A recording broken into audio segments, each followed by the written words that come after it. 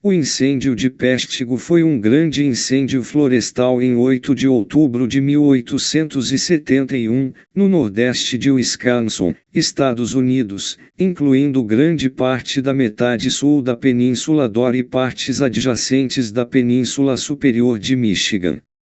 A maior comunidade na área afetada foi Pêchtigo, Wisconsin, que tinha uma população de aproximadamente 1.700 residentes. O incêndio queimou cerca de 1,2 milhão de acres, 490 mil ha, e é o incêndio florestal mais mortal da história registrada, com o número de mortes estimado entre 1.500 e 2.500. O número exato de mortes é debatido.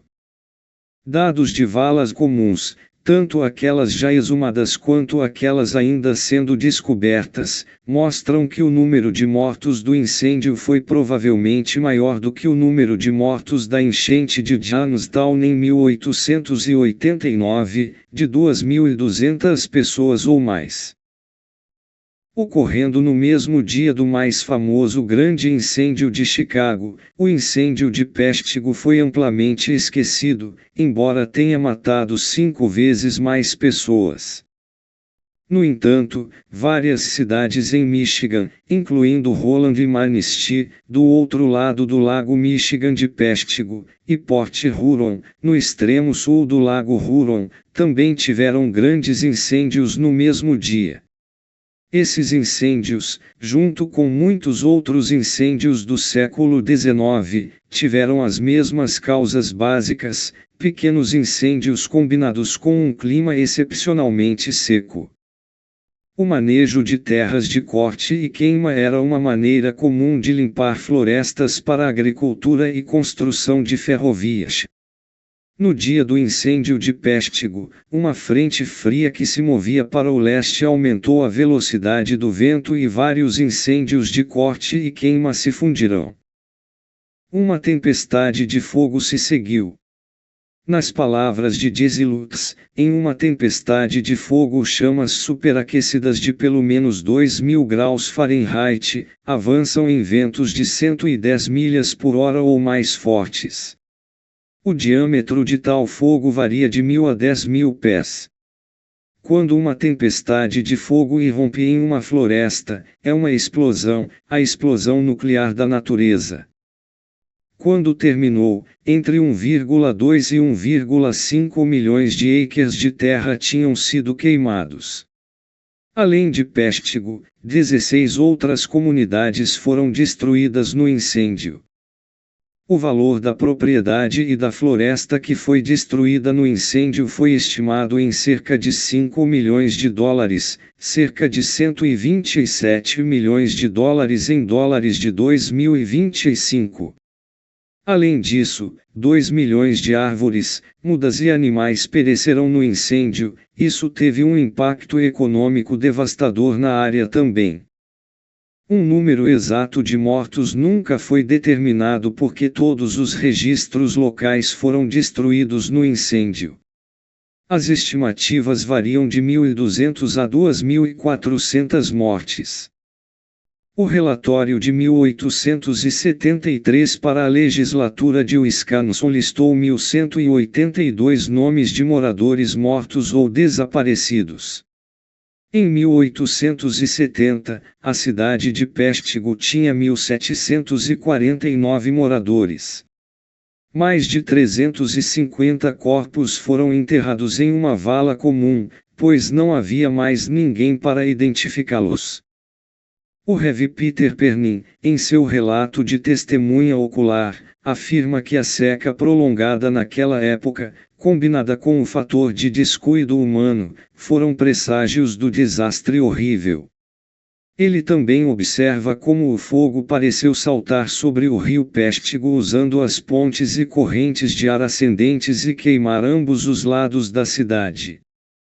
Outros sobreviventes relataram que a tempestade de fogo gerou um redemoinho de fogo, descrito como um tornado, que jogou vagões e casas no ar. Muitos cidadãos escaparam das chamas mergulhando no rio Pêchtigo, poços ou outros corpos d'água próximos. Alguns se afogaram enquanto outros sucumbiram à hipotermia no rio gelado. Em um relato, um homem cortou as gargantas de todos os seus filhos para poupá-los de uma morte agonizante. Ao mesmo tempo, outro incêndio queimou partes da Península Dor. Por causa da coincidência, alguns incorretamente assumiram que o incêndio Peshtigo havia saltado sobre as águas de Green Bay para as regiões do condado de Dor. No entanto, o incêndio não saltou sobre a baía. Muito provavelmente, a tempestade de fogo se espalhou e criou um novo incêndio terrestre em New Franken, que então se espalhou e queimou tudo para o norte até Sturgeon Bay. Especulações desde 1883 sugeriram que o início dos incêndios de Peshtigo e Chicago no mesmo dia não foi coincidência, mas que todos os grandes incêndios em Illinois, Michigan e Wisconsin naquele dia foram causados pelo impacto de fragmentos do cometa Biela. Essa hipótese foi revivida em um livro de 1985, revisada em um documentário de 1997 e investigada em um artigo de 2004 publicado pelo Instituto Americano de Aeronáutica e Astronáutica. Certos comportamentos dos incêndios de Chicago e Peshtigo foram citados para apoiar a ideia de uma causa extraterrestre, como chamas azuis, consideradas gases cometários queimando, nos porões das casas. No entanto, a teoria moderna do fogo indica que a cor azul era provavelmente um produto da queima de monóxido de carbono nos porões mal ventilados. Além disso, cientistas com experiência na área apontaram que nunca houve um relato confiável de um incêndio iniciado por um meteorito. Em todo caso, nenhuma fonte externa de ignição foi necessária.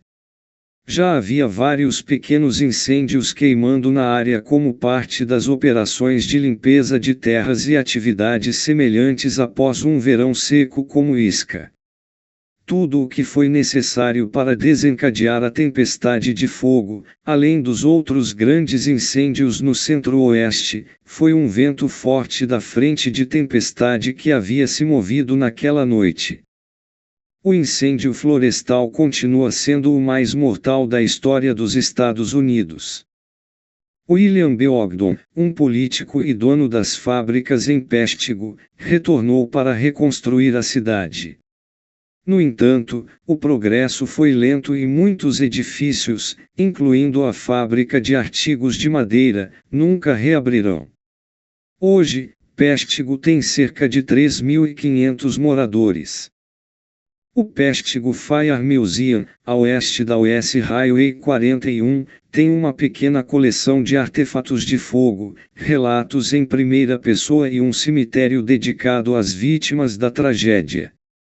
Um memorial em homenagem ao incêndio foi dedicado em 8 de outubro de 2012, na ponte sobre o rio Peshtigo. O cemitério de incêndio de Peshtigo foi inscrito no Registro Nacional de Lugares Históricos. O Santuário Nacional de Nossa Senhora do Bom Socorro, um santuário mariano em Champion, foi estabelecido no local de uma capela onde a irmã Delbrise e outros se abrigarão do fogo e sobreviverão. De acordo com a irmã dela, em outubro de 1859, ela teve uma visão da Santíssima Virgem Maria com um aviso, dizendo: se eles não se converterem e fizerem penitência, meu filho será obrigado a puni-los. 12 anos depois, o fogo irrompeu e muitas pessoas se aglomeraram na igreja em busca de segurança. As pessoas rezaram o rosário e, horas depois, veio a chuva, que apagou o fogo. Algumas das poucas coisas que sobreviveram ao incêndio de Peshtigo foram o convento, a escola e a capela e 5 acres de terra que foram consagrados à Virgem Maria. Os únicos animais que sobreviveram foram aqueles que foram trazidos para o terreno da capela. Após o incêndio, as pessoas tiveram grande fé na capela e na Virgem Maria porque acreditavam que ela os havia salvado. Nos anos seguintes, foi alegado que milagres ocorreram na capela. Em um relato, uma menina cega foi à capela para rezar e voltou enxergando. No entanto, nenhuma dessas histórias foi documentada de forma confiável. O Tornado Memorial County Park está localizado no local da antiga comunidade de Williamsonville, uma pequena vila no condado de Door, e recebeu esse nome em homenagem ao redemoinho de fogo que ocorreu lá. Dos 76 moradores, apenas 19 sobreviverão, e Williamsonville nunca foi reconstruída. A combinação de topografia, geografia, condições de vento e fontes de ignição que levaram ao incêndio é conhecida como o paradigma Peshtigo. Os militares americanos e britânicos estudaram o incêndio durante a Segunda Guerra Mundial para aprender como recriar tempestades de fogo durante campanhas de bombardeio contra cidades na Alemanha e no Japão. Denise Dias, coautora de Firestorm at Peshtigo, disse: eles realmente fizeram uma demonstração primeiro, um pequeno modelo em escala de edifícios de madeira, e estudaram como você jogaria bombas até criar uma tempestade de fogo. Algo tão devastador e tão quente. Rutkov, 2012, escreve que o evento não provocou quase nenhuma mudança nas práticas da indústria madeireira ou na maneira como os colonos abordavam a vida nas florestas. Ele observa que nas décadas seguintes, a taxa de extração industrial de madeira aumentou e a quantidade de incêndios florestais aumentou em todo o país, com o próprio Wisconsin sofrendo grandes incêndios em 1880, 1891, 1894, 1897, 1908, 1910, 1923, 1931 e 1936. A perda de 500 mil de acres por ano não era incomum. O incêndio de Peshtigo é discutido na primeira temporada, episódio 8, da série de televisão The Gilded Age, quando o personagem Jack, que mora no andar de baixo, é descoberto colocando flores no túmulo de sua mãe, que morreu na tragédia.